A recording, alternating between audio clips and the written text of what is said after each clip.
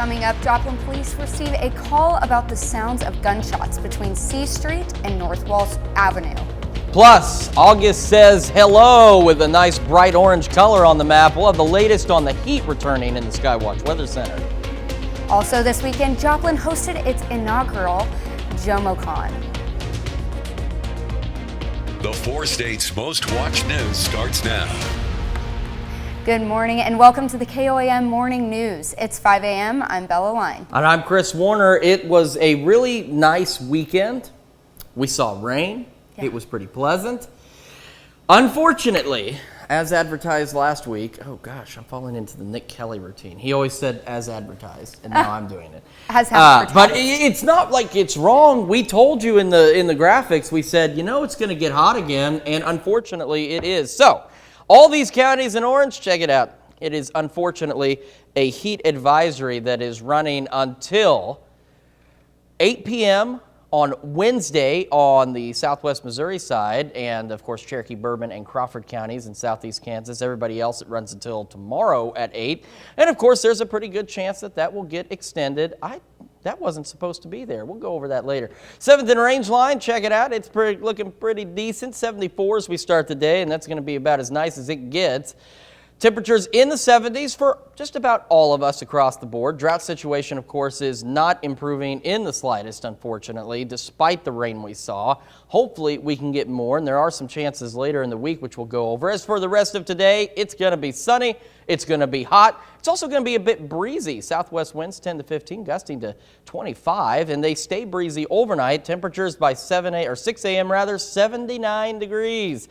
So August is here, summer is still around, and it is reminding us of that this week because these temperatures are going to be very summer-like for the next few days. Yeah, well, I was loving the little break that we got with the rain. I know a lot of farmers in the area really needed that, so it was They good. did, and it was nice to see rain. You know, the first time it happened, I know there were some folks that were like, what in the world is this? Should I be alarmed? Do I need to take shelter? Thankfully, it was just rain. But it still wasn't enough to make a big dent in the drought situation. But again, maybe some rain chances this week, and we'll go over that in the 7-day forecast a little bit later. Well, I would love to see that. Thanks, Chris. All right, officials at Tulsa Public Schools say they've removed 2 sexually graphic books from school libraries, following criticism from several elected leaders. The district released a statement saying they intended to more carefully review books in question. Secretary of Education Ryan Walters says when he posted images from the books Genderqueer and Flamer on his Facebook page, the social media company quickly censored his post. The images included depictions of gay sex and masturbation.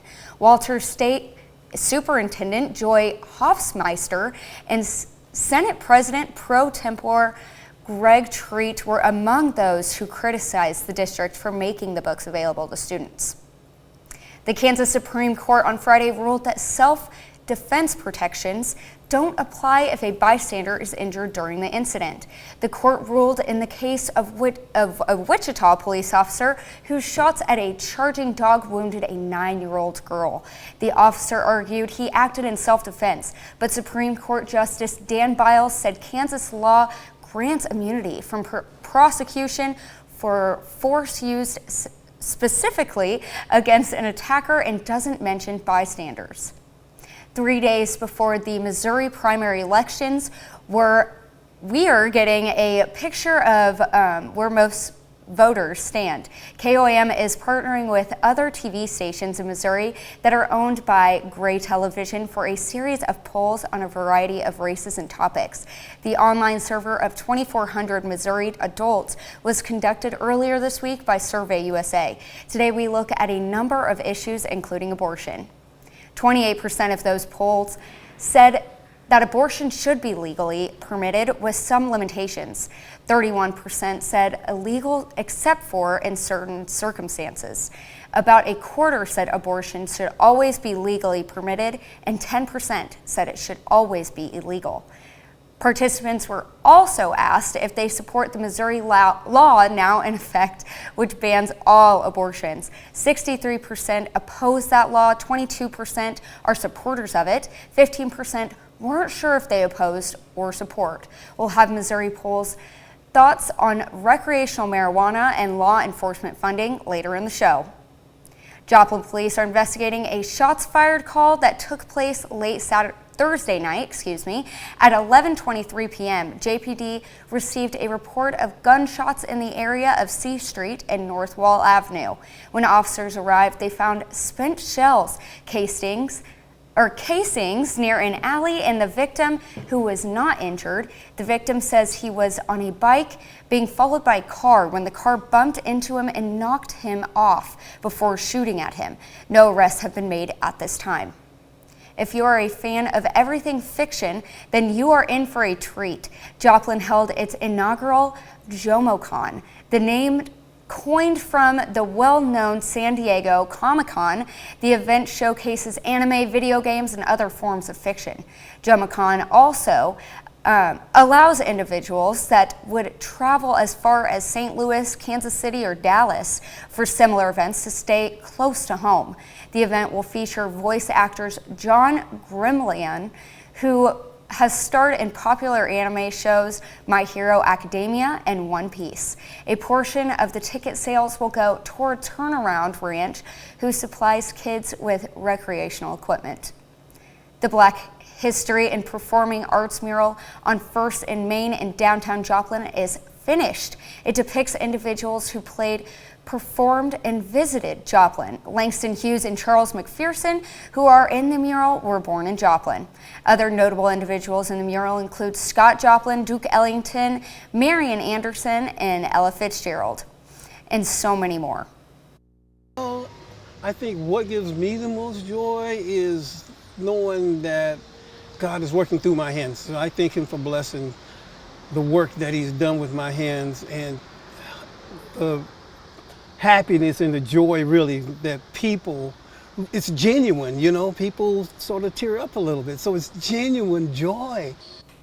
The mural was painted by Alexander Austin, and there was a celebration of the mural Saturday night. On Sunday, political candidates of the Republican Party host a freedom rally in Lincoln Park in Pittsburgh. The goal is to express their views for the people of Southeast Kansas. The event also gave the candidates a chance to meet their supporters and listen to their expectations. More involved, because I think too many people are just not getting involved, and that's why a lot of things go the way sometimes we don't want it to go. But I think it was very beneficial. We really heard some good points, and it helped me to understand what the candidates or what their side of the things are, and especially the education part, because I'm really concerned for our education. Along with free drinks, live music was performed by the Matt Klepfer Band. The event was open to all Republican voters or anyone who wanted to hear from the Republican candidates. A local law office is celebrating 20 years in business, so they decided to donate $20,000. On Friday, the law offices of Johnson, Voorhees, and Martucci hosted a ceremony where they distributed that $20,000 among 4 local organizations. $5,000 went to the Lafayette House, $2,500 to the Alliance of Southwest Missouri, $10,000 to Building Bridges, and $2,500 to Children's Center. It's the relationships. We have tried cases and lost, and we have lasting relationships with them, and they still know that their life is better because they've had somebody who believed in them, got their story out, gave them a chance to get justice. And even if the jury gets it wrong, even if they don't win, they know that they had somebody who stood up for them. The amounts for each organization were determined by the guests at the ceremony. It's going to be breezy today. Gusts peaking at around 25 miles an hour for a lot of us. So, with that trash can, you might want to keep an eye on it because they could end up a little bit knocked over. So don't overload it or anything like that. Quick check of the 7-day forecast shows temperatures are going to stay hot through most of the week. We have a chance of overnight showers, maybe some thunderstorms Wednesday into Thursday, and then the heat returns, and the rain giving us no breaks from 100-degree temperatures whatsoever, at least not for the next few days. I'm not looking forward to the heat coming back. But I don't think anybody is at this point, but it's here. It's back. Absolutely. All right. Thanks, Chris. That's a look at this morning's top stories and weather on the KOAM Morning News. Coming up on the KOAM Morning News, the Royals took on the Yankees. We'll have if they struck out or not. Plus, voting is one of the most important things you can do. We'll have what some of the polls look like strike for 2024 in Missouri. And wastewater is being tested for polio as the disease is making a comeback. You're watching the KOAM Morning News. More real news in the morning. We'll be right back. The Pittsburgh 12U team won the state tournament last weekend, topping Baxter Springs 6-0 in the championship game. Now they'll be competing in the regional tournament in Indianapolis. It's the second straight year that a Pittsburgh Little League team is representing Kansas at the regional tournament. Pittsburgh is one of 8 teams competing to earn a spot in the Little League World Series. They head out on Wednesday and will play Iowa in their first game on Friday at 4 o'clock. This is the most incredible group of 12-year-old boys I've ever been around. They don't care who gets the glory. They're the most selfless kids in the world. They just want to go out and play baseball and be a team and play for each other. And they all just want to win and to do whatever it takes to win. I checked today, I think we threw 70% strikes in the state tournament, and that's huge. When you're not giving up free passes and making the other team beat you, it's really hard to get beat. I think that's going to be a huge factor.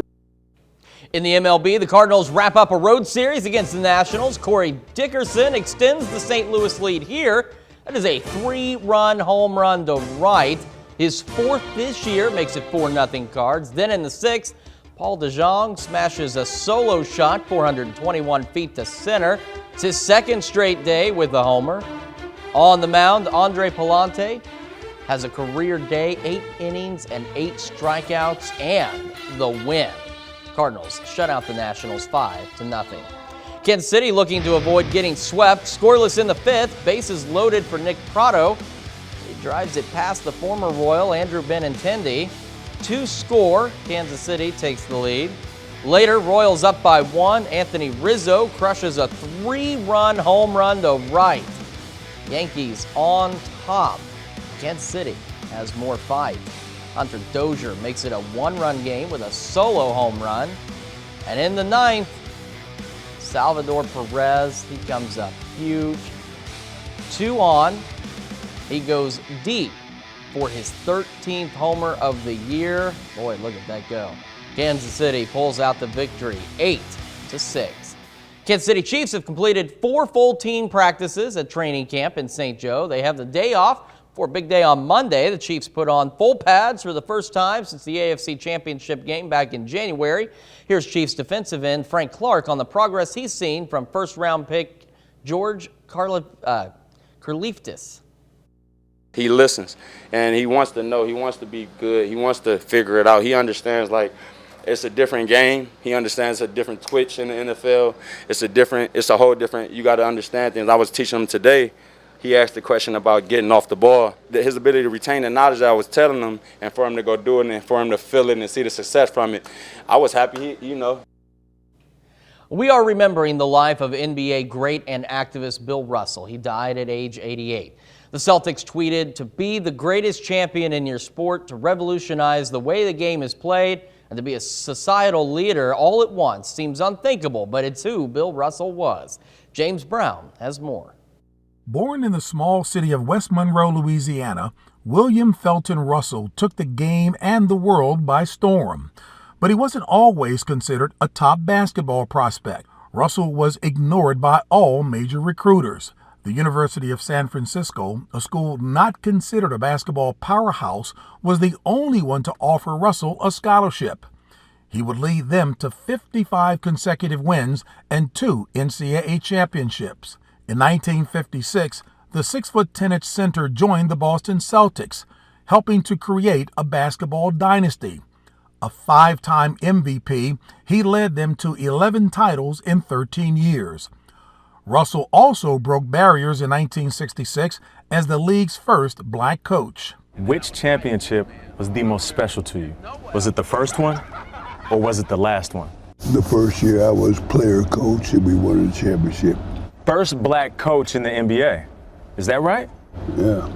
As a black man in America, Russell recognized his work off the court was equally as important. In 1961, he led one of the NBA's first boycotts in Kentucky after a waitress refused to serve 2 of his black teammates. 9 top Negro athletes meet with Cassius Clay. In 1967, along with other top black athletes, Russell stood in solidarity with Muhammad Ali, who refused to fight in the Vietnam War. In 2011, President Barack Obama awarded Russell the Presidential Medal of Freedom. I never felt like I was making a contribution. I was just doing the best I could. His family says he died peacefully Sunday with his wife Janine by his side. Bill Russell was 88. James Brown, CBS News. Well, still to come, the people of Iraq continue to protest as a government still hasn't been formed. Plus, we're going to take a look at your forecast when KOAM Morning News returns. David Gregory is lying about his resume. A trial lawyer and no-show politician, Gregory skipped nearly a third of the final votes in the legislature. Ban critical race theory? Absent. Voter ID? Absent. Defund Planned Parenthood? Absent. David Gregory, wrong for auditor. Scott Fitzpatrick. Well, August says, hi, how you doing? Because it is reminding us of just how hot summer can be. We're going to start with more hot, dry weather this month. Heat advisories, they'll kick in later today for just about all of us. And then maybe some rain and storms by midweek. Nothing really in our area on the Skywatch Storm Tracker right now. The only thing that Skywatch Storm Tracker has to show is all this orange. And it's a color we're all too familiar with, unfortunately. Now, for this chunk of southeast Kansas, heat advisories until tomorrow at 8. For everybody else, they're till Wednesday at 8 because it's going to get hot. Right now, though, it's not too bad. 7th range line, 74 degrees is where we are starting the day. Most of us starting our day in the 70s. Unfortunately, despite the rain we've seen, nothing has been done for our drought situation. Everybody in red, still an extreme drought. We're just one step away from the highest drought level possible. And these temperatures and this forecast will not help. Temperatures getting up into the upper 90s yet again with a breezy southwest breeze. And then they're not going to cool off much tonight, but at least it'll be clear 79 as we start the day tomorrow. And because it is going to be a bit on the breezy side, your trash can may end up getting knocked over. You know, that's what happens when it gets breezy. And a quick look at the future track shows these hot temperatures holding on, maybe an isolated shower or thunderstorm down to our south. Otherwise, really not much out there. It's not until Wednesday and into Thursday that we really do see an opportunity for any kind of at least a temporary break or at least some rain. Otherwise, look at this. This is tomorrow. Highs pushing into the 100-degree mark yet again with heat index values between 105, maybe even 110 for some of us. Well, Survey USA recently conducted a poll in Missouri timing with the upcoming August primary election. KOAM is partnering with other TV stations in Missouri to report on these polls. Jordan Abbey reports on some questions that focused on national and local politics. Close to 20,000 registered voters were asked again by Survey USA if former President Trump runs again for president in 2024 and if President Biden runs for re-election, who would you vote for? 2 months ago in the survey, Donald Trump won by 15%, as it was when voters went to the polls in 2020. Today, the answer is almost exactly the same, Mr. Trump by 16%. There's more of a drift, though, when looking at demographics. 56% of male survey participants would vote for Donald Trump, compared to 46% of females. 31% of men would vote for President Biden, compared to 39% of females. Survey participants were asked if they approve or disapprove of the job President Biden is doing as president. 9% strongly approve, 50% strongly disapprove. 26% of Democrats strongly approve, while 83% of Republicans strongly disapprove. Survey participants were also asked about more local politics. Close to 20,000 registered voters were asked if they approve or disapprove of the job Mike Parson is doing as governor. Overall, 13% strongly approve, 33% somewhat approve, 20% somewhat disapprove, 22% strongly disapprove, and 12% are not sure. Jordan Abbey, KOAM News. Well, you can visit our website for more data on these particular polls and other questions. And that brings us to our something to talk about. Do you plan on voting tomorrow? Simple yes or no. We want to hear from you. You can vote KOAMNewsNow.com/vote. You can do so in the KOAM News Now app. And of course, take part in the discussion on our Facebook page. We are back with Health Watch right after this. Topping Health Watch this morning, it was the first case of polio diagnosed in the U.S. in nearly a decade. And now wastewater in New York is being tested to see if there are any more signs of the highly contagious virus. Mandy Gaither has more on polio and what experts say you should do now to protect yourself. A case of polio in Rockland County, New York, has state officials testing sewage water, searching for any more signs of the virus. It is a pretty highly contagious and very transmissible virus. Right now, the only known case is in one patient who was unvaccinated against the virus. While that person is no longer thought to be contagious, health officials say others may have been exposed. County officials say the polio virus was detected in sewer samples from June, but that may have been from the one confirmed case. The investigation is ongoing. The way that polio works is that it gets into the gut, it replicates very well in your gut, and then it's shed through your stool. The CDC says about 1 in 4 people infected with the polio virus will have flu-like symptoms that may include sore throat, fever, fatigue, headache, nausea, and stomach pain. These symptoms usually last 2 to 5 days, then go away on their own. However, a smaller proportion of people will develop serious symptoms, which can include paralysis and in some cases can lead to death because the virus affects the muscles that help a person breathe. Really getting vaccinated is key. Infectious diseases Dr. Maddie Sabani with the Ohio State University Wexner Medical Center says the polio vaccine is part of the routine immunizations recommended for children. He says getting it then provides good protection to you as an adult. So highly encourage everybody, if they haven't been vaccinated, to get vaccinated. The CDC says the virus spreads through contact with the fecal matter of an infected person, or less commonly, through cough or sneeze droplets in the air. That's a look at some of today's top health stories. You're watching the KOAM Morning News. We'll be right back. Coming up, Joplin police receive a call about the sounds of gunshots between C Street and North Wall Avenue. After a break from the heat, it is on yet again. We'll tell you what kind of temperatures we're looking at in the Skywatch Weather Center. Also this weekend, Joplin hosted its inaugural Germocon. The 4 states' most watched news starts now. Good morning and welcome to the KOAM Morning News. It's 5:31. I'm Bella Line. I'm Chris Warner. You've never actually been here this early in the morning, have you? No. To say I'm struggling is is an understatement. It is early. It's very early. I was telling you, we had a situation come up the very first time I ever did the mornings, and I got a call at 7 o'clock the night before. It just said, hey, I'm going to need you to fill in on the mornings this week. I'm like, oh. Yeah.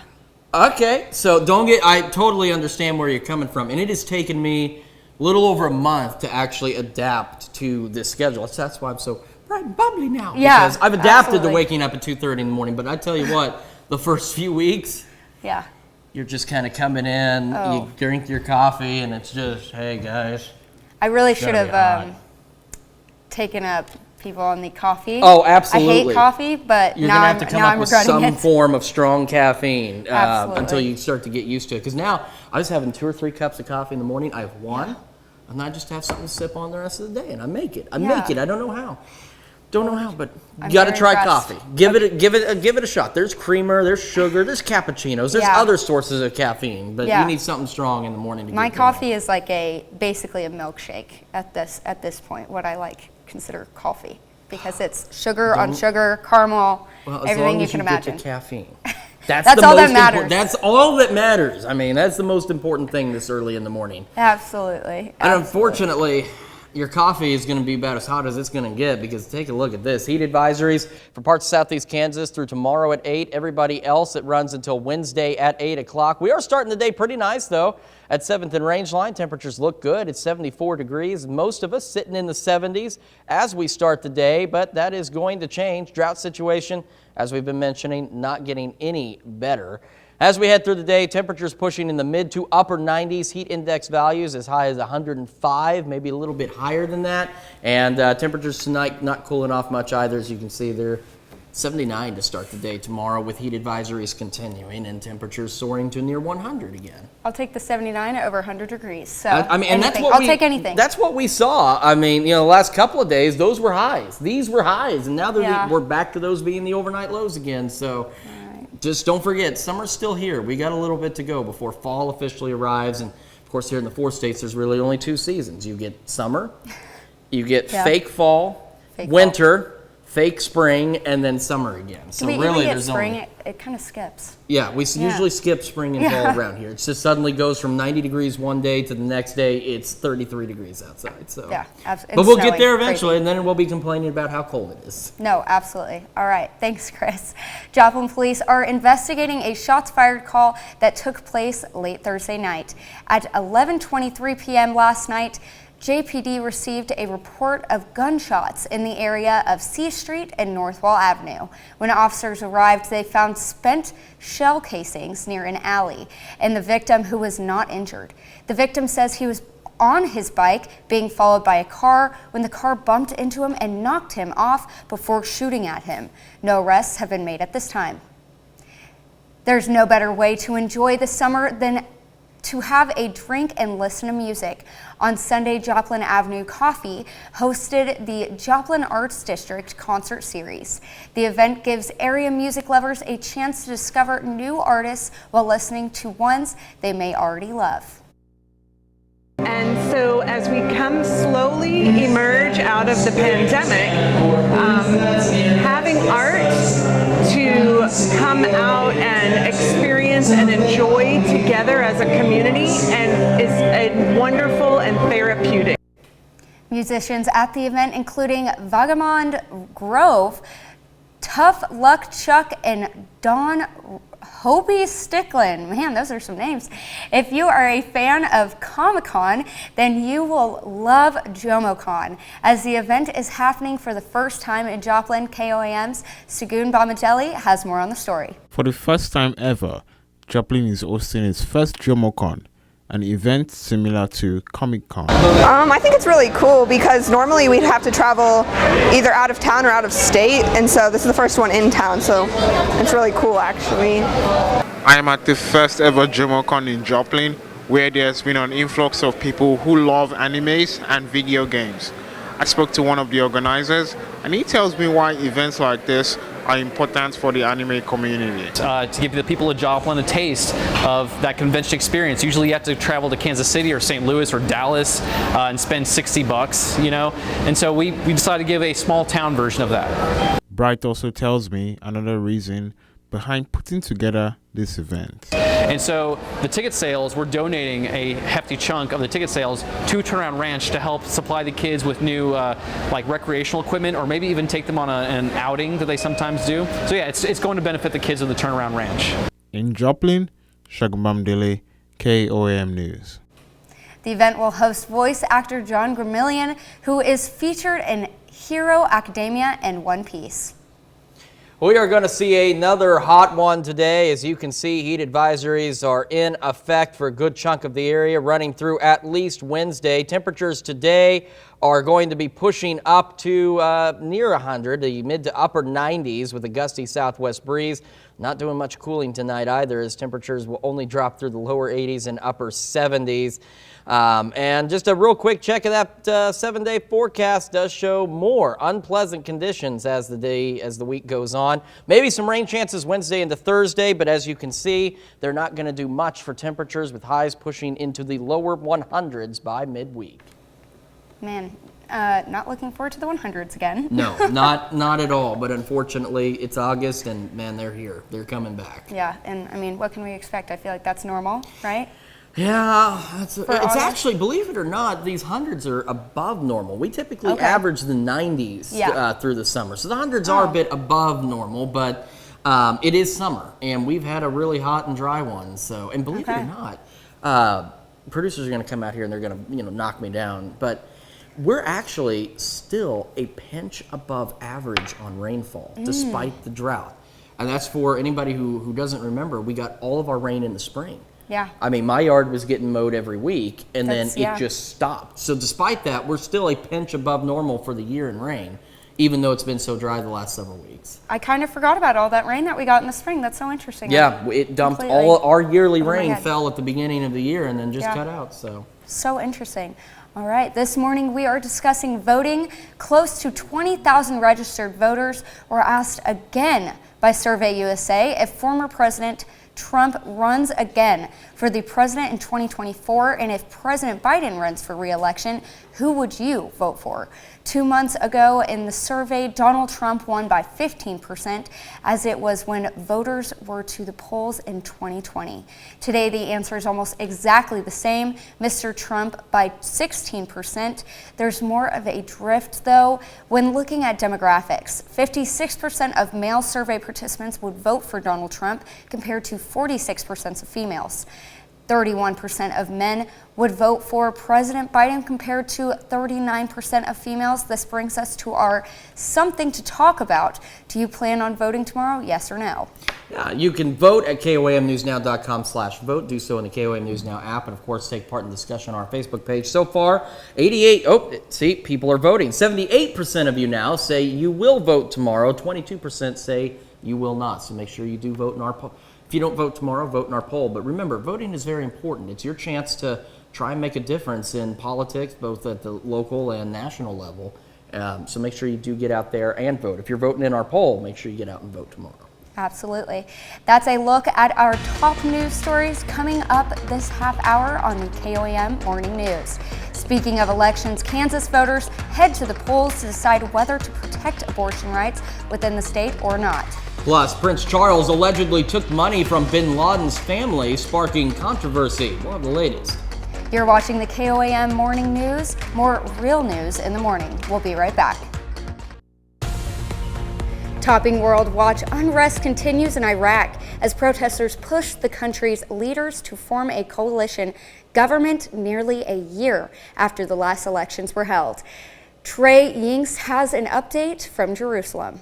That's right. This weekend, hundreds of protesters stormed the Iraqi parliament amid growing unrest in Baghdad. The supporters of cleric Muqtada al-Sadr are staging a sit-in to demonstrate against corruption and outside influence in Iraq.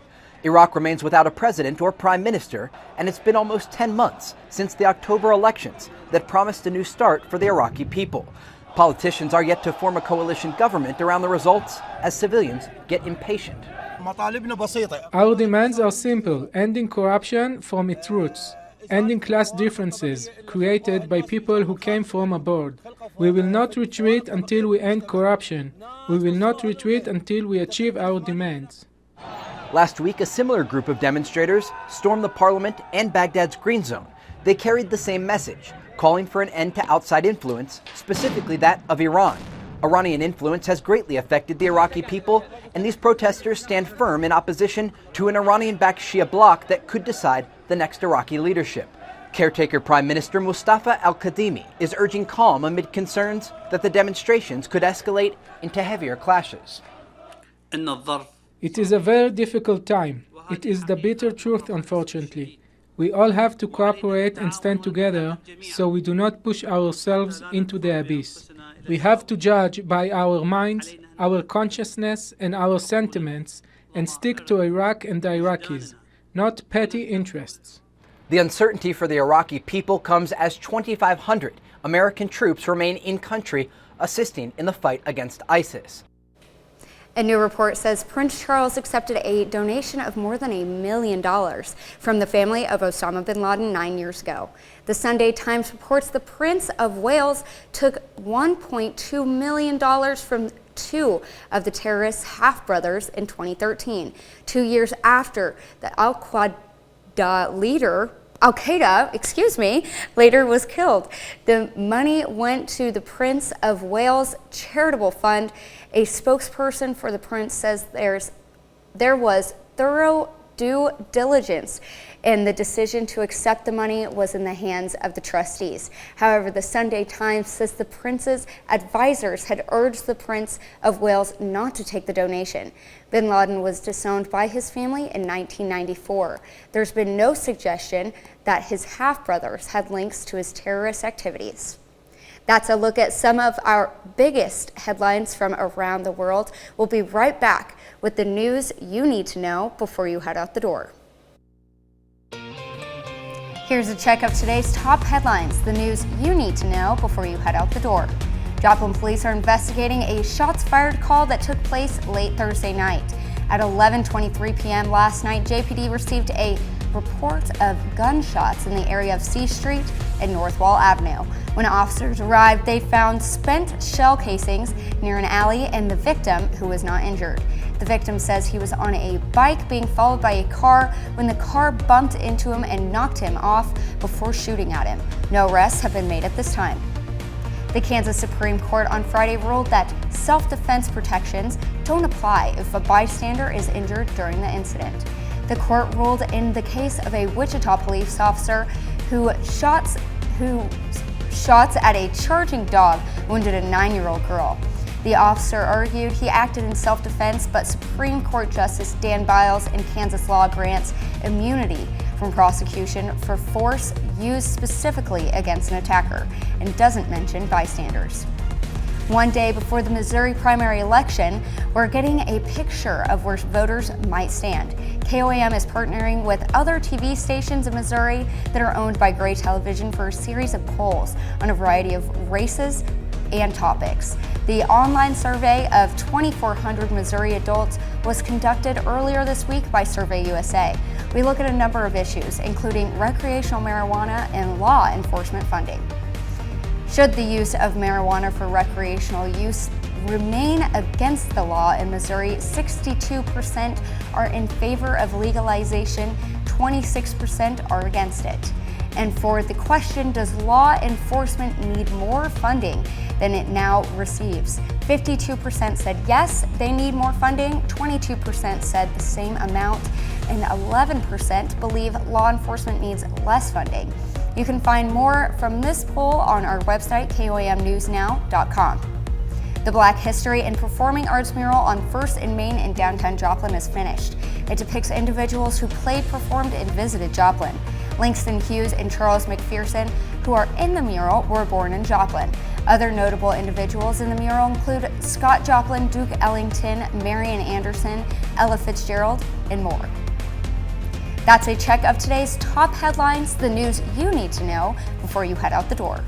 We are starting our day pretty nice as you head out the door, all of us in the 70s, but it's going to heat up again as we head into the afternoon. The sun will come out, highs pushing the mid to upper 90s with a breezy southwest wind.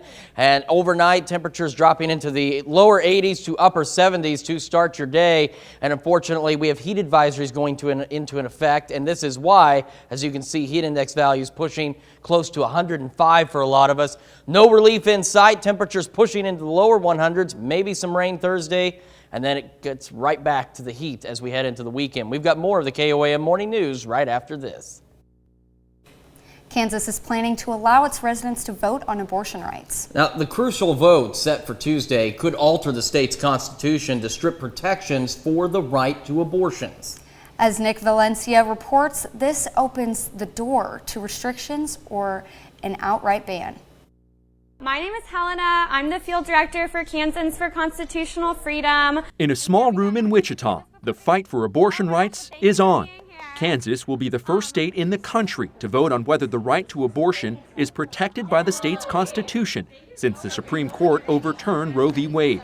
Ashley All is part of the coalition working to preserve abortion access in Kansas. The amendment that is on the ballot will mandate government control over our private medical decisions and ultimately pave the way for a total ban on abortion. In 2019, the Kansas Supreme Court ruled that the state constitution protected personal autonomy, including the right of a woman to decide whether to continue a pregnancy. The ruling effectively blocked legislators from passing laws to restrict abortion access within the state. If passed on August 2nd, the so-called Value Them Both Amendment would give back power to the Republican supermajority legislature to regulate access to abortions in the state. We believe that they will, if this amendment passes, they will act quickly to ban abortion outright. That has been their goal for a long time. Adding to their worries, the issue is being voted on in the primary rather than the general election. In a state where registered Republicans vastly outnumber Democrats, abortion rights advocates believe the move was intentional by state conservatives to limit non-Republican turnout. I believe that it's best to have as little abortion, if not any, as possible. Abortion is a right that everyone should have access to. It's health care. I think it's really important for all the young babies of the lives that are being saved if it passes. I don't want rights taken away. Some voters we spoke to were also concerned about the involvement of churches and religious groups, Since the vote is on an issue, not a candidate, such organizations have been allowed to campaign. That passing of the Value Them Both amendment. Brittany Jones welcomes the support. Jones, an anti-abortion lawyer, helped write the amendment. Kansans want to ensure that moms and babies are protected, and so Kansans are very concerned about this push to make us an unlimited destination for abortion. Though it seems like a reaction to what the Supreme Court did with Roe, Jones and her Kansas Republican colleagues say they've been working on drafting the amendment for years. One of their main concerns, people coming from nearby places like Oklahoma, Texas, and Arkansas, where abortion is already outlawed, to get procedures done in Kansas. The day that the decision came down, we had patients calling us from the waiting rooms of other health centers in other states saying our appointments were just canceled. How soon can we get in? Ashley Brink is the director of Trust Women, one of 4 abortion clinics in the state. Since Roe v. Wade was overturned, Brink estimates more than 60% of the patients are from out of state. What we're seeing right now is, in my opinion, a national emergency. The choice on August 2nd may be local, but it will come with national implications. On Friday, the Kansas Secretary of State released projections estimating that 36% of the state's registered voters are expected to cast ballots on the issue. Yeah, so this is something that we were mentioning earlier. Make sure you get out and vote tomorrow, because there are a lot of important issues, a lot of people on the ticket that will be making decisions for us in the future as well. So make sure you vote tomorrow. We got more of the KOAM Morning News when we come back. Heat advisories kick in again today. We'll have more on these advisories and the heat when the KOAM Morning News returns. Coming up, the Federal Emergency Management Agency prepares to make a damage assessment in response to record flash flooding in St. Louis. Despite a beautiful sunrise this morning, temperatures are going to get toasty. We'll have the latest from the Skywatch Weather Center. Also, the city of Joplin celebrates the completion of its Black History and Performing Arts mural. The 4 states' most watched news starts now. Good morning and welcome to the KOAM Morning News. It's 6 a.m. I'm Bella Line. I'm Chris Warner. It's going to be hot again. I mean, What's new? We can copy and paste the forecast from a couple of weeks ago pretty much because it's going to be toasty, unfortunately. I do want to show you real quick. Heat advisories. I did put that in there. Okay, I put it in the right spot. I wanted to make sure it was in the right spot because if it's not, we're in bad shape. So real quick, just in case anybody's curious, so there's different forecast offices that cover our viewing area. Tulsa takes care of Northeast Oklahoma, Springfield takes care of Southwest Missouri, but they also cover Cherokee, Bourbon, and Crawford counties in Southeast Kansas, and then Wichita and Topeka split the rest of it. And the only reason I want to say this is because for a good chunk of Southeast Kansas, under Wichita's jurisdiction, these heat advisories go until Tuesday at 8, and on the Springfield side, they go until Wednesday at 8. But as we mentioned, it is a beautiful start to the day. The sun is set to officially rise at 6:23 in the morning. In Joplin, it's 75 degrees, so not a bad start to the day. Most of us in the 70s, and as we head through the day, it's going to heat up again. Highs pushing the mid to possibly upper 90s, but there will be a breeze, southwest breeze, 10 to 15, gusting to 25. Gusty winds holding on through the night. Temperatures only drop back into the lower 80s to upper 70s. And the reason we have those heat advisories, look at these future heat index values heading into tomorrow, pushing upwards of 105 degrees. So it's definitely going to be hot. It's definitely going to be unpleasant once again. And unfortunately, I mean, it's August, it's summer, and the rain we got, not enough to do anything for the drought. And we don't really have a lot of rain chances this week. Maybe Wednesday night into Thursday, and that's about it before it just stays hot and dry. Wow, not looking forward to the hot and dry, but No. that beautiful sunrise. Yeah, I mean, that sunrise is looking absolutely gorgeous. It's kind of deceiving because you go out and it's pretty pleasant right now. And you look at the sky and you're like, man, what a beautiful day. You know, you get the whole Snow White thing with the birds singing, and you've got, wild animals frolicking around in your yard, and then the heat comes out. Yeah. And it bakes everything. Oof, not looking forward to that, but I'm jealous of everybody that's at home and gets to see this beautiful sunrise while we're in here. That's right, but that's why, we've got nice that, we got that video. that tower cam, that way it's our window to the world. Yeah, I love that. I love that I got to see it at least this morning. All right, well, thanks, Chris. Missouri Governor Mike Parson announces that FEMA will participate in joint preliminary damage assessments in St. Louis and surrounding counties in response to record flash flooding in the area. He says they are confident FEMA's participation in PDAs will confirm the need for a federal major disaster declaration. On Tuesday, Missouri issued the Executive Order 2020-05 in response to the severe flooding. The order declared a state of emergency in Missouri and activated the Missouri State Emergency Operations Plan. They expect FEMA to assist starting today. As the countdown to the midterms continues, a crowded Republican Senate primary in Missouri is coming down to the wire. Over a dozen contenders are vying for the party's nomination and the chance to succeed retiring Senator Roy Blunt. Reporter Hillary Vaughn has the latest on the race.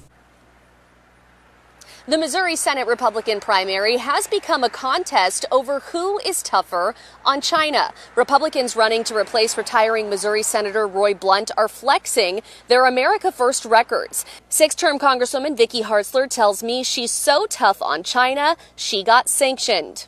I'm the only candidate who has been sanctioned by China. Eric Schmidt, on the other hand, when he was in the state legislature, he actually tried to give over $400 million of our state tax dollars to companies and to have a China come here into Missouri and form a China hub. Current frontrunner, Missouri's Attorney General Eric Schmidt, has also been criticized for voting for a bill that allowed foreign businesses, including Chinese companies, to own limited amounts of Missouri farmland. Do you regret supporting those two things? Well, those are distortions of my record. I've clearly fought for more exports. I've fought for more American jobs. And so those are desperate attacks by my opponents who have a lot to hide in their own record, which is why they're sinking in the polls. I was the first attorney general in the country to sue Communist China for releasing the coronavirus on the world. And I think we need a tough on China senator from Missouri. Schmidt says if he wins the seat, he will follow through and make sure that Congress finally gets to the bottom of the origins of COVID-19. Schmidt says it's former Missouri Governor Eric Greitens, who resigned from the job amid sexual misconduct allegations, who is cozy with China, calling out a trip Greitens took to Beijing in 2017, where Greitens hyped the importance of Missouri's trade relationship with China on Chinese TV. Greitens tells me, as a former Navy SEAL, he's put his life on the line for America First. There's only one candidate in this race who was arrested for teaching about the United States Constitution in China, and that was me. I have always stood up for American values, and I've been willing to put my life on the line for it. A lot of voters are still undecided and even open to changing their mind before primary day. Former President Donald Trump has yet to officially endorse in this race, but if he does weigh in, that endorsement will have a lot of weight. The Black History and Performing Arts mural on 1st and Main in downtown Joplin is finished. It depicts individuals who played, performed, and visited Joplin. Langston Hughes and Charles McPherson, who are in the mural, were born in Joplin. Other notable individuals in the mural include Scott Joplin, Duke Ellington, Marian Anderson, Ella Fitzgerald, and so many more. I just did somebody a favor that really needed it, you know. And the ladies came down to Kansas City. They had seen some of my work that I did on the walls down there. And they wanted someone to come up here to do a mural. And just so happened I happened to be available and took on the challenge. The mural was painted by Alexander Austin, and there was a celebration of the mural on Saturday. Ladies and gentlemen, rock and roll. With those words on this date in 1981, music television, also known as MTV, hits the airwaves, my word. The cable channel, which was initially available only to households in New Jersey, went on to revolutionize the music industry and become a global powerhouse in entertainment and pop culture.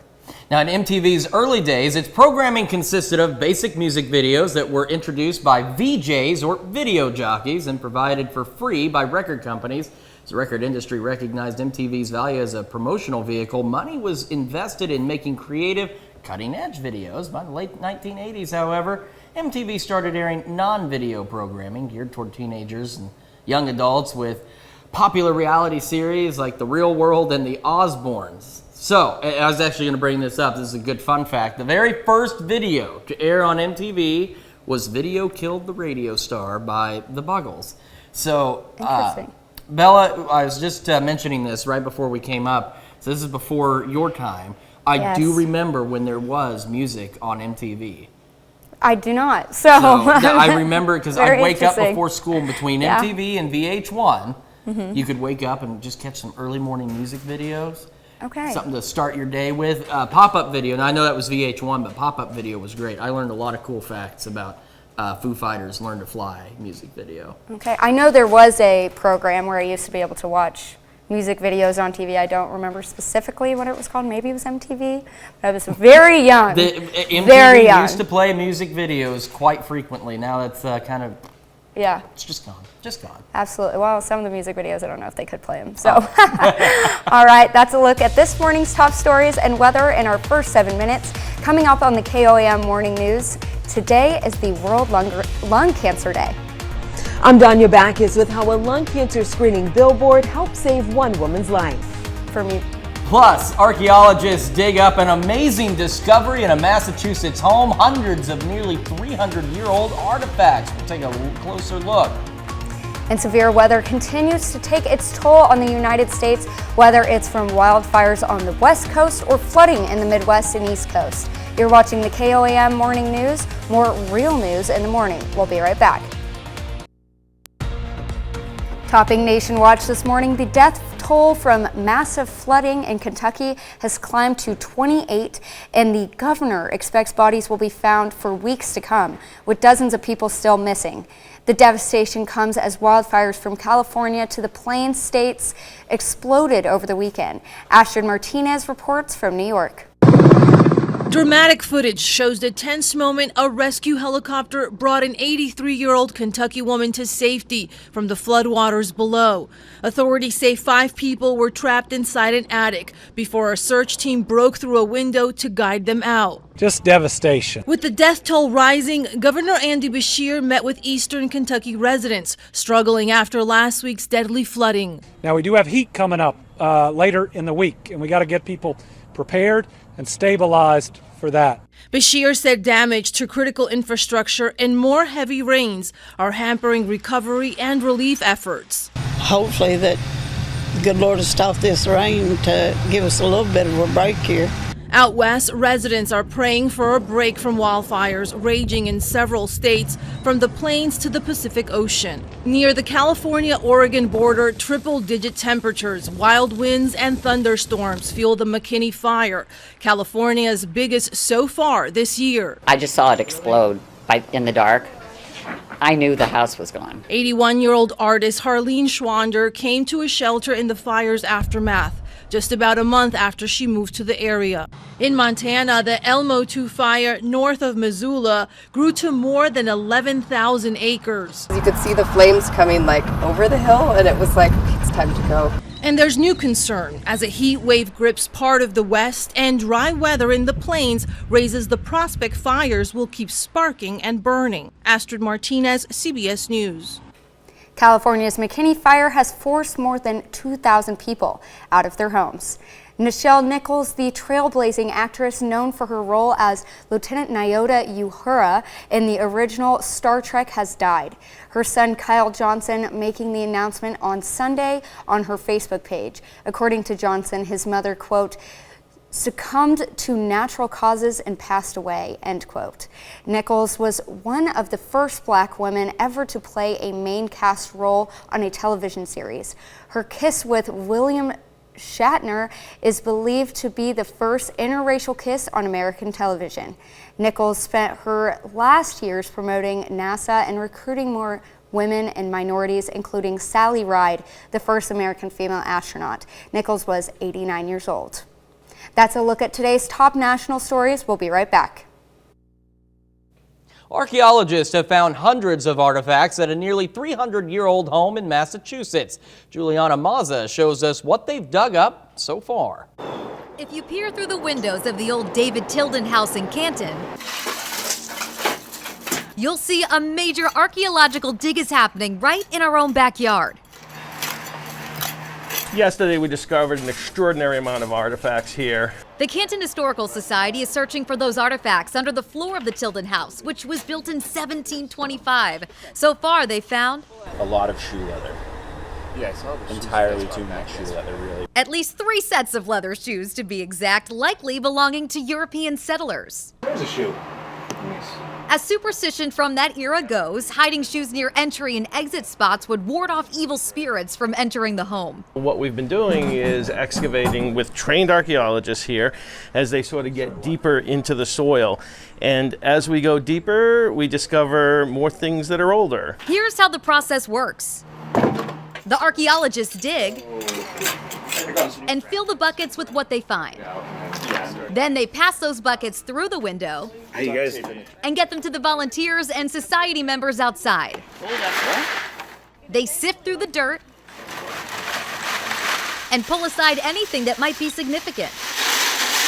Yesterday, I think there were a couple hundred different artifacts that they picked up from the site. Once the items are discovered, they get bagged up and shipped off to an archaeology lab in Rhode Island, where historians will analyze the material. And you never know what you could find. This might be a Native American tool, a quartz tool. We'll know for sure once they clean it off at the lab. Impressive. The excavation is part of ongoing work to preserve the home. The Canton Historical Society plans to turn the house into a living history center once the preservation work is completed. We have heat advisories kicking in today at 1 o'clock. Most of us in southeast Kansas, those go until tomorrow at 8. For southwest Missouri, they are going until Wednesday at 8 o'clock. The sun is coming up, set to officially do so at 6:23, so just a few more minutes. As it does, it's looking pretty nice, though. 75 as we start the day. Those temperatures are going to climb rapidly. All of us sitting in the 70s across the area. And then we're all going to be sitting a lot toastier than what we are right now. The sun will stay dominant today with temperatures pushing into the mid to even upper 90s with a gusty southwest wind, 10 to 15, those gusts pushing 25. As we head through the night, not much cooling involved under those clear skies. We'll have 81 by 2 a.m., 79 to start your day. And we're talking about those winds. You can see there's a good swath of where they may be gusty. So if you've got your trash can outside, keep an eye out. It may get blown over. Don't put a lot of stuff in it unless you want to chase it down the alley. The future track really doesn't have anything to show us for the next couple of days other than the fact these temperatures will continue to climb and they will get hot and they will get unpleasant. And that's where the heat advisories come into play. Look at these future heat index values pushing close to 105 by Tuesday. And as you can see, still on the 7-day, no relief in sight. 102 Wednesday and Thursday, maybe some overnight showers and thunderstorms. They do nothing for temperatures, for we're right back into the upper 90s again into the weekend. We've got more of the KOAM Morning News right after this. Topping Health Watch this morning, today marks World Lung Cancer Day, raising awareness about the leading cause of cancer deaths in the U.S. A new survey shows many Americans don't know about screening, which can detect the disease early for people at high risk. Danya Bukas has one California woman's story. Denise Lee passed a billboard like this every day on the way home from work in 2017, encouraging lung cancer screening for people at high risk. She had just quit smoking after 40 years. I was just trying to all around get healthy. I did not know that there was such a thing as a low-dose CT scan until I saw that billboard. She asked her doctor about screening, but had to wait a few months until she turned 55 to be eligible. She scheduled her scan later, and it revealed early stage 1B lung cancer. I had my upper left lobe removed. I had 17 lymph nodes removed. And then I had some factors that were indicative of a higher rate of recurrence. A new American Lung Association survey shows nearly 70% of Americans are not familiar with the availability of lung cancer screening for early detection. 75% of people in this country who are diagnosed with lung cancer are diagnosed at its most advanced stages where it's hardest to cure. Dr. David Tom Cook is the chief of general thoracic surgery at UC Davis Health. Of all the Americans who are candidates, only 5% of Americans undergo lung cancer screening. Guidelines now recommend screening for people between age 50 and 80 with a 20-pack year smoking history. And current smokers are ones who have quit within the last 15 years. Denise had surgery and only needed 4 rounds of chemotherapy. Early detection, saved my life. I'm just really passionate about people who are eligible getting screened. She was also able to take part in a clinical trial testing an immunotherapy drug to try to prevent recurrence. Danya Backus, CBS News. About 14 million Americans are considered high risk for lung cancer and are recommended for screening. For more information on your risk for lung cancer and whether you are eligible, you can take the Saved by the Scan quiz from the American Lung Association found on its website. That's a look at some of today's top health stories. You're watching the KOAM Morning News. Yeah, Future Track doesn't really show us any kind of good news as we head through the next couple of days. Other than if you missed the heat for some reason, well, the good news there is it's going to return as we head into Tuesday especially. So we're looking at mid to upper 90s for highs today. And as we go into Tuesday, temperatures will soar yet again, close to, if not exceeding, 100 degrees. And that's why we have heat advisories through tomorrow at 8 for southeast Kansas, Wednesday at 8 for southwest Missouri, because check out these future feels like. We're looking at 105 degrees for heat index values. And a quick look at the 7-day shows us 100 on Tuesday, 102 Wednesday, Thursday, maybe some overnight showers and storms, and then the heat just hangs on all the way through the weekend, upper 90s. We've got more of the KOAM Morning News right after this. Coming up, the Federal Emergency Management Agency prepares to make a damage assessment in response to the record flash flooding in St. Louis. Today's the first day of August, and if you didn't know it, don't worry. We've got a heat advisory to start the week off. We'll have more from the Skywatch Weather Center. Also, the city of Joplin celebrates the completion of its Black History and Performing Arts mural. The 4 states' most watched news starts now. Good morning and welcome to the KOAM Morning News. It is 6:28. I'm Bella Line. I'm Chris Warner. So it's the first day of August. But you see, I feel like August felt maybe people don't really realize it's the first day of August, so it said, I'm going to do something for you. I'm going to get nice and hot. And that's exactly what it's doing. We got heat advisories that go into effect this afternoon. Now, for most of southeast Kansas, they run until tomorrow at 8. And then for southwest Missouri, they run through at least Wednesday at 8, and it would not be surprising if they do get extended. The sun rising did so officially 6 minutes ago. And it is looking pretty good, too. Check it out, 75 to start the day. But you can see humidity and dew point are up there, and that's why we have heat advisories, because it's going to get muggy. It's going to get unpleasant. Most of us sitting in the 70s to start the day. And as we go through, the sun is really going to remind us it's summertime. It's going to get hot. We're pushing highs in the mid to upper 90s under clear skies. The only promising thing, there's a gusty southwest breeze, 10 to 15 gusts, maybe pushing 25. And as we head into tonight, temperatures will not cool off that much, but the skies will be clear. So if you want to go look at the stars or anything like that, tonight's a good night to do that. As we see temperatures dropping off in the lower 80s, upper 70s, and it'll stay breezy. So talking about that breeze, excuse me, you can see these gusts getting up there. And something you want to keep an eye on, something else you want to keep an eye on is your trash can. The trash can. The trash can. The good news is it's only looking to be maybe knocked over today, but if you've got a lot of trash in there, it's going to make it a lot easier for your trash can to get knocked over. And then you got to go out and you got to pick it all up. If it gets knocked over and it's full of trash and you got trash all the way down the alleyway, you got yourself an environmental hazard. Tomorrow's my trash day too, so I have to put it out tonight. So good to know. Make sure you put it in a well-placed area. Absolutely. Hopefully it doesn't get knocked over. Hopefully not. I mean, weight it down a little bit. Maybe some of the extra trash will help. Just make sure it's not overflowing. I think you'll be fine. Absolutely. All right. Well, thanks, Chris. Joplin police investigate a shots fired call that took place late Thursday night. At 11:23 p.m. Thursday night, JPD received a report of gunshots in the area of C Street and North Wall Avenue. When officers arrived, they found spent shell casings near an alley and the victim, who was not injured. The victim says he was on a bike being followed by a car when the car bumped into him and knocked him off before shooting at him. No arrests have been made at this time. The Kansas Supreme Court on Friday rules that self-defense protections don't apply if a bystander is injured during the incident. The court ruled in the case of a Wichita police officer whose shots at a charging dog wounded a 9-year-old girl. The officer argued he acted in self-defense, but Supreme Court Justice Dan Biles and Kansas law grants immunity from prosecution for force used specifically against an attacker and doesn't mention bystanders. Missouri Governor Mike Parson announces that FEMA will participate in joint preliminary damage assessments in St. Louis and surrounding counties in response to record flash flooding in the area. He says they are confident FEMA's participation in PDAs will confirm the need for a federal major disaster declaration. On Tuesday, Missouri issued Executive Order 2205 in response to the severe flooding. The order declared a state of emergency in Missouri and activated the Missouri State Emergency Operations Plan. They expect FEMA to assist starting today. With just one day before the Missouri primary election, we're getting a picture of where voters might stand. KOAM is partnering with other TV stations in Missouri that are owned by Gray Television for a series of polls on a variety of races and topics. The online survey of 2,400 Missouri adults was conducted earlier last week by Survey USA. Today we take a look at two issues: recreational marijuana and law enforcement funding.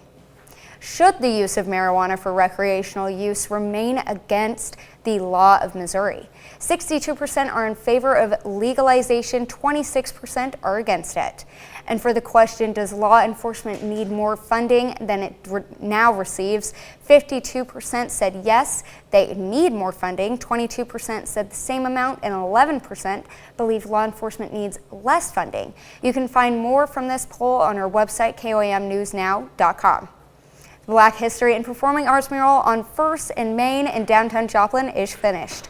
It depicts individuals who played performing and visited Joplin. Langston Hughes and Charles McPherson, who are in the mural, were born in Joplin. Other notable individuals in the mural include Scott Joplin, Duke Ellington, Marian Anderson, Ella Fitzgerald, and so many more.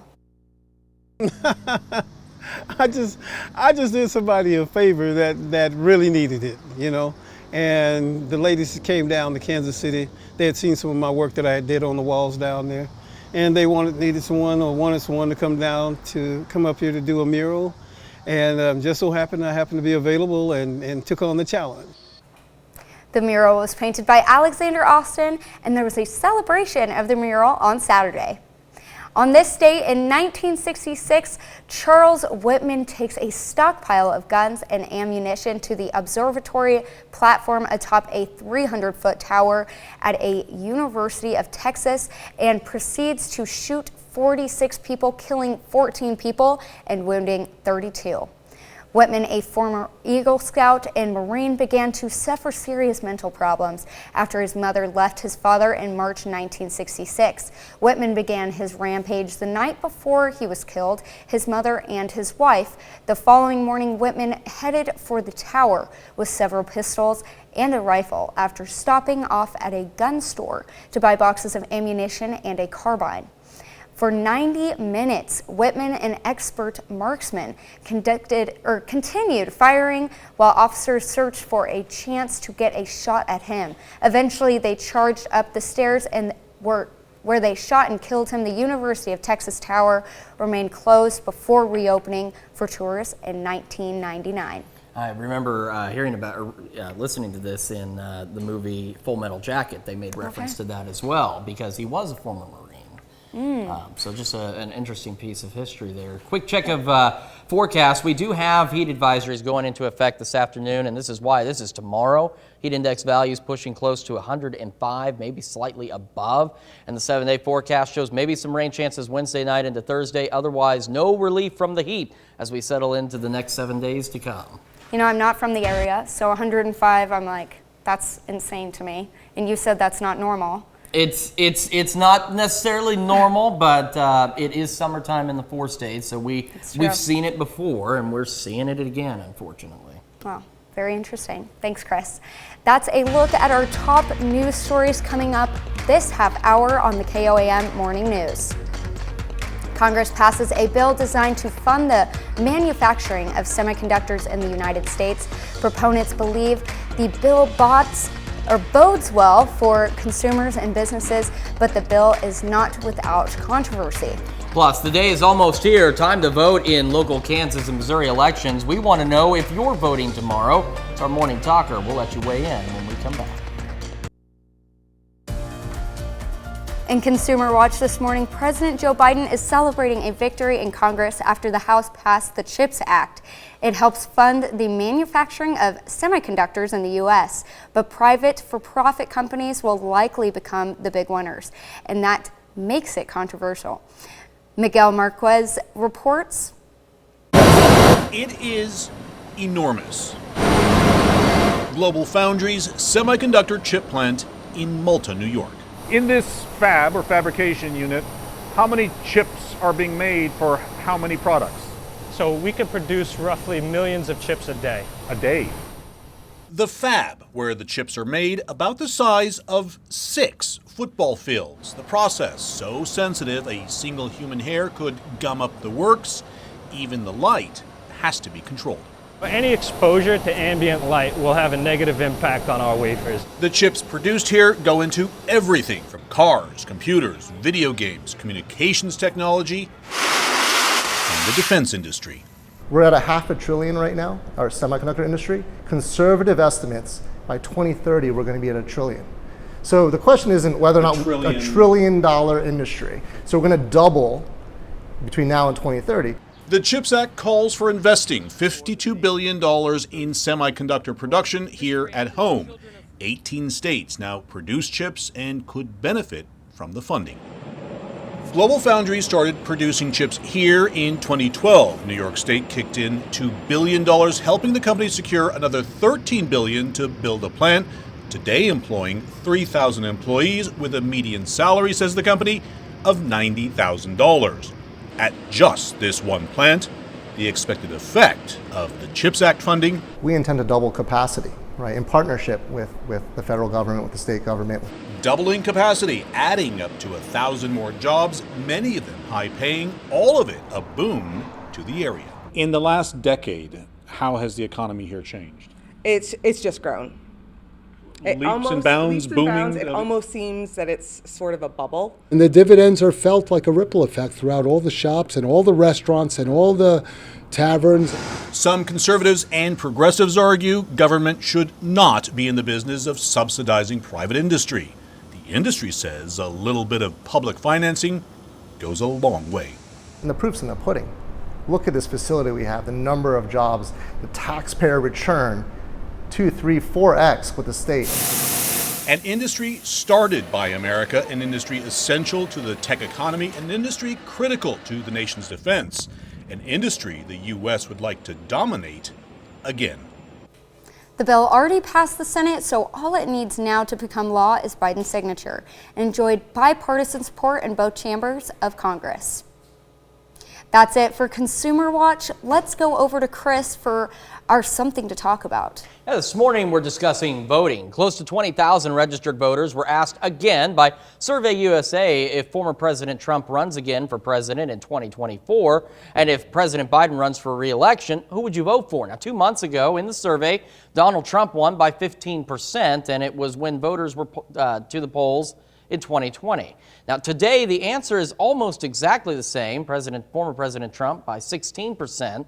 There's more of a drift, though, when looking at demographics. 56% of male survey participants would vote for Donald Trump, compared to 46% of females. 31% of men would vote for President Biden, compared to 39% of females. And that brings us to our Something to Talk About. Do you plan on voting tomorrow? You can vote in our poll at KOAMnewsnow.com/vote through the KOAM News Now app. And of course, you can take part in discussion on our Facebook page. So far, 86% of you say you do plan to vote tomorrow. 13% of you, the numbers are changing live. Now 17% of you say you will not. Remember, make sure you do vote in our poll. Make sure you do vote tomorrow. We've got birthdays and anniversaries on the way. But first, we're going to check in with Nate Burleson to see what's happening on CBS Mornings. I'm Nate Burleson. Coming up on CBS Mornings, we're launching a new series called Mornings Mixtape. It takes a look at musical artists who have stood the test of time and created songs that you just can't get out of your head. First up, superstar LeAnn Rimes. That's coming up on CBS Mornings. Take this time now to honor today's four-state hero, Raymond Wilson. T5 Wilson served in the Army from 1944 to 1946. He served in the Philippines and served in Japan when it was occupied by the United States. During his service, he earned the Victory Medal and Asiatic Pacific Theater ribbon with 1 bronze battle star among several other medals. A native of Goodman, Missouri, we thank you today's 4-state hero. It is time now for us to celebrate a few birthdays. We begin this fine day with Trey Fosdick in Jasper, turning 2 years old today. A very happy birthday to you, Trey. And we have Axel Hines, who is also 2 years old, from Anderson, and his birthday was on Saturday, and his birthday shout out comes from his Mimi and Papa. We've also got Frankie Stroud turning 13 years old in the grand city of Pittsburgh. A very happy birthday to you, Frankie. And JJ Best, who is the big 19 years old from Chatopa. Happy birthday, JJ. We've also got Dustin Ashmore. Now, he celebrated his birthday on Friday, but because we're announcing it today, that means it's a multi-day birthday for Dustin as he turns 35 in Frontenac. And we have Josh York, who is 37 from Weir, Kansas. Happy birthday, Josh. We've also got Diana Martin turning 39 years old in Carthage. A happy birthday to you today. Matt Evans is 43 from Frontenac, Kansas. Happy birthday to Matt. We've also got Michael Folstein turning 51 in Iola. Now, see, we've got a bit of an issue here. One of these is right, one of these is wrong. It's like the Price is Right. I've got 51, it says 59. Either way, he's celebrating a major birthday today, so get out there and celebrate whichever birthday you feel like, Michael. 51 sounds better to me. So, I Michael, agree 100%. We're going to go with 51 just for you. All right, and we have George Posnick, who is 70 years old from Weir, Kansas. He is pictured with his grandson Braxton, and his family and friends wish him the happiest of birthdays. Happy birthday, George. We've also got Melvin Huffman, also in Weir, turning 88 years old. Happy birthday to you, Melvin. And this comes with love from the family. And we have Billy Hall, who is from Columbus. Billy, I am not sure how old you're turning, but happy birthday to you, Billy, and I hope it's a good one. It doesn't matter how old Billy's turning, it's a party in the bus. We've also got Dave and Cindy Ashmore celebrating their 42nd wedding anniversary in Arma. A very happy anniversary to you. And happy birthday to Ronald Charles, who is a morning show producer. Happy He's birthday, our morning Ronald. show producer. He's not just any morning show producer. He's that guy. And he's sitting back there. If I knew that this thing would reach, I'd just go back there and talk to him about his birthday. But it does reach that far? Does not. Okay, I was just told it does not reach that far. But if it did, I'd go back there and we'd celebrate with Charles. Well, Ronald. either way, All Ronald, morning. happy Ron. birthday. Happy birthday, Ron. Actually, you know what? We did have some cookies for his birthday, so happy birthday. I haven't had one yet, but I've heard they're delicious. Oh, they were amazing. They were great. All right. There are some delicious cookies in the newsroom. Doug Heddy's here with us this morning, and he's now very curious about these cookies. There are some delicious cookies in the newsroom for this birthday. That Corinza made, and they're wonderful. So. And there he goes. He's after the cookies. Neva Qualls celebrating in Columbus. Like I said, party in the bus. A happy birthday to you, Neva. Bella's going to tell you where you can send your birthdays and anniversaries. All right, you can be a part of the KOAM birthday club. Now you're stealing my thunder. I'm going to have to come over here, and we're going to have to back up a minute. You tell them about this stuff right here. Okay. You tell them what's on their TV. You can go and submit birthdays to birthdays@koamtv.com or birthdays@koamnewsnow.com. Now, for that birthday club, as Bella was talking about, you can join it. You can go to KOAMnewsnow.com when you submit that birthday or anniversary, and you get special deals from local businesses. So make sure you sign up for the KOAMnewsnow.com birthday club.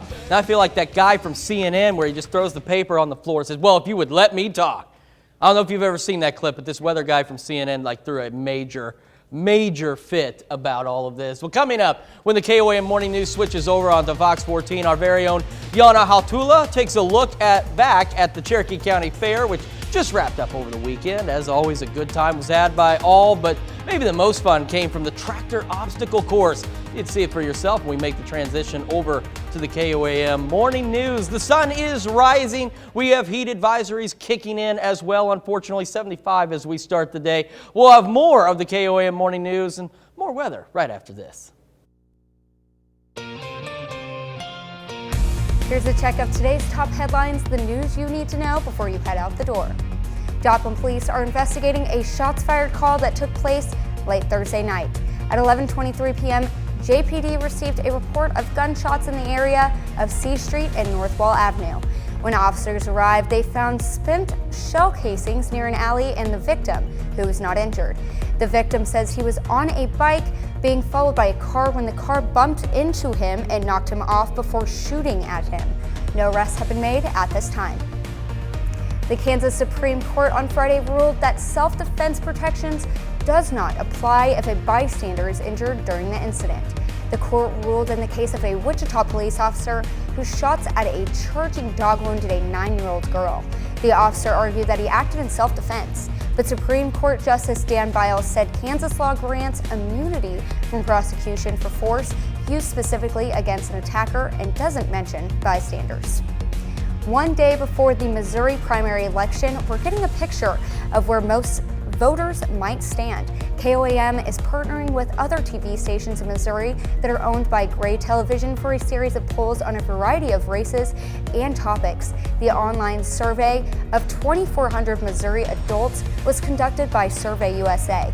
We look at a number of issues, including recreational marijuana and law enforcement funding.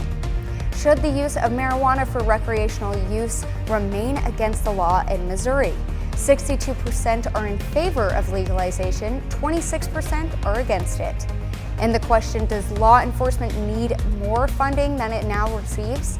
52% said yes, they need more funding, and 22% said the same amount, and 11% believe law enforcement needs less funding. You can find more from this poll on our website, KOAMnewsnow.com. The Black History and Performing Arts mural on 1st in Maine in downtown Joplin is finished. It depicts individuals who played, performed, and visited Joplin. Langston Hughes and Charles McPherson, who are in the mural, were born in Joplin. Other notable individuals in the mural include Scott Joplin, Duke Ellington, Marian Anderson, Ella Fitzgerald, and so many more. That's a check of today's top headlines, the news you need to know before you head out the door. Heat advisories go into effect this afternoon for most of us. They'll run for the next day or two, and this is why temperatures today under sunny skies pushing the mid to upper 90s with a gusty southwest wind. Overnight, not much relief from those temperatures. We're talking lower 80s, upper 70s to start your day, but at least the wind stays gusty. And speaking of that gusty wind, it's going to pick up there, and that might result in your trash can getting knocked over. Well, it won't take off on you, but it might tip over on you. On the future track, there's really not a lot to show you, unfortunately, over the next couple of days either, because it's just going to be hot like it has been. We're going back in time now to last week and the week before where it was just hot and miserable. And here's the reason for those heat advisories as they go into effect, because check out tomorrow. Got heat index values from about 103 to 106 for a good portion of us. And I just walked really weirdly toward that camera and probably freaked a few people out, but it's going to be hot. It's going to be unpleasant. We have maybe a shower or storm chance come Wednesday night into Thursday, but it doesn't do anything for the temperatures. 102 both of those days. So it's going to be summer in the 4 states. Yeah, sounds like it. And it was a quick summer, too. Speaking of, I feel like the summer's just flown by. Yeah, we were just talking about it's already August 1st. That's crazy. I know I didn't realize that until you said it earlier. And I was like, you wouldn't know it was August 1st. It's early. Because it's still so hot. Yeah, it feels like it's the middle of July right now. So yeah, I'm excited for some maybe fall weather. We'll see what what happens when fall gets here, if it decides to be fall or not. Absolutely. Thanks, Chris. Coming up today at noon, we're making Italian tortellini salad yum in the Mr. Food Test Kitchen. And your morning news continues on KOAM with CBS Mornings. And coming up, sports icon Bill Russell died at 88, leaving behind an unparalleled legacy of winning and activism. They're going to remember his life and career. Or you can switch on over with us on Fox 14, where your only local morning news continues. This morning, the Baxter Springs Saddle Club rides into the studio for an interview you don't want to miss. I can't ride. Plus, we're going to take you to a brand new pop-up restaurant inspired by the Golden Girls. That's going to wrap it up for us for now, though. See you back here tomorrow morning at 5 a.m. And we'll see you today at noon.